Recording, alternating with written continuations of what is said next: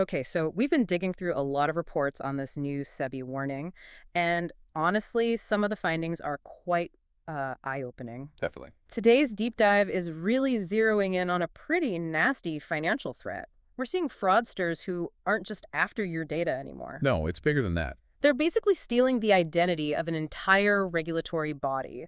We're talking about SEBI, India's Securities and Exchange Board. A huge deal. Right.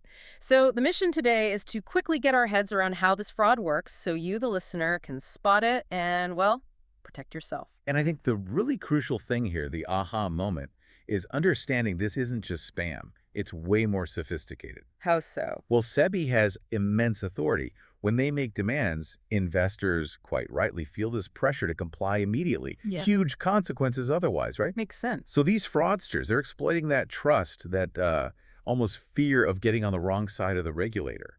It makes their fake demands seem incredibly real and super urgent. Okay, let's break down how they're doing it. The core tactic seems to be impersonation, but taken to a whole new level. Exactly. Our sources show forgery that's, well, it's miles beyond your typical scam email.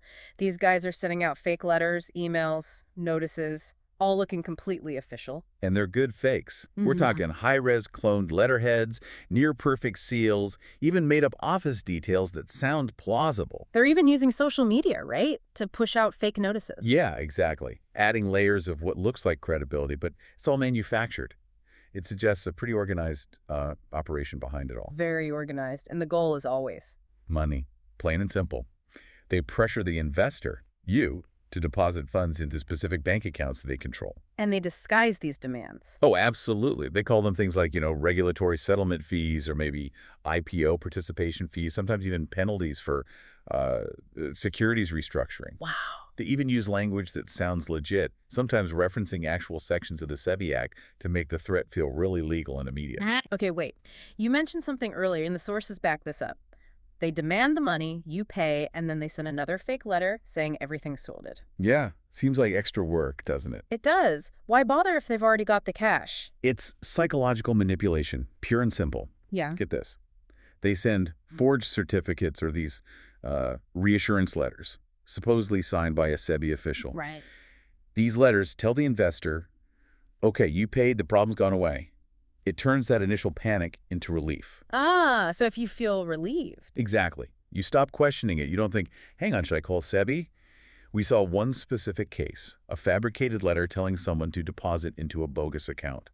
The follow-up, all clear message basically neutralized their suspicion. That's pretty chilling, actually. It is. So what's the official word from SEBI, their defense strategy? It's crystal clear. SEBI is adamant.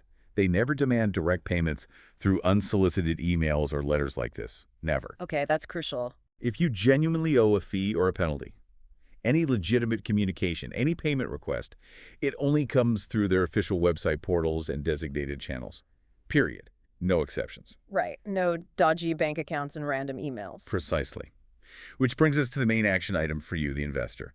Verification is absolutely key. It's non-negotiable. Because the scam looks so real. Because it looks so real, you just cannot trust a document you get in your inbox or see on social media just because it has a fancy seal or signature. You have to check. How? Go directly to the official SEBI website or call their official help desk. Don't click links in the email.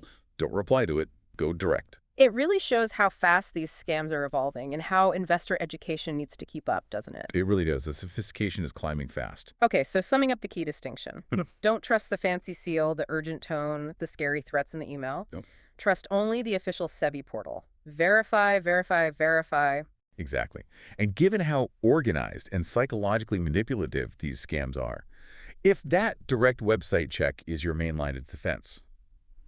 Well, maybe the final thought for you to take away is this. Okay. You need a kind of zero trust policy for any unexpected financial demand that lands in your inbox, even if it looks official. So thinking about your own habits, what's one small concrete step, a preventative habit you could set up right now to make sure you automatically verify any official sounding payment request before acting? Because establishing that habit, that's probably your best firewall against this kind of thing.